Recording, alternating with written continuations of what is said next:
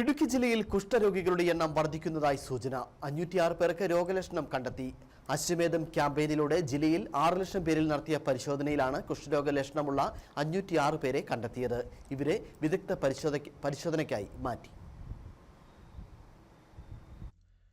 കുഷ്ഠരോഗികളെ കണ്ടെത്തുന്നതിനായി ആരോഗ്യവകുപ്പ് ആസൂത്രണം ചെയ്ത അശ്വമേധം എന്ന ക്യാമ്പയിനിലൂടെ 6 ലക്ഷം പേരെ ഇടുക്കി ജില്ലയിൽ മാത്രം പരിശോധന നടത്തി.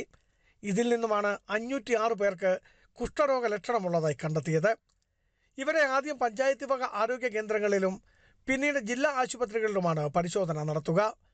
രോഗം സ്ഥിരീകരിച്ചാൽ ചികിത്സ തുടങ്ങും. കുടുംബാരോഗ്യ കേന്ദ്രങ്ങളിൽ സ്പർശന ശേഷിയാണ് ആദ്യം പരിശോധിക്കുക. തുടർന്ന് ബയോപ്സിയും സ്മിയർ എന്നീ പരിശോധനകളും നടത്തും. ഇതിനാകട്ടെ ജില്ലാ ആശുപത്രികളിൽ മാത്രമാണ് സൗകര്യമുള്ളത്. ആളുകൾ തിങ്ങിപ്പാർക്കുന്ന മേഖലകളിലാണ് രോഗം സംശയിക്കുന്നവരിൽ ഏറെയും നിലവിലുള്ളത്. ജനുവരി 30 തുടങ്ങിയ അശ്വമേധം ക്യാമ്പയിൻ ഇന്ന് സമാപിച്ചു. ബിജു വൈശൻ പറമ്പിൽ, ഇടുക്കി വിഷൻ ന്യൂസ്, ഇടുക്കി.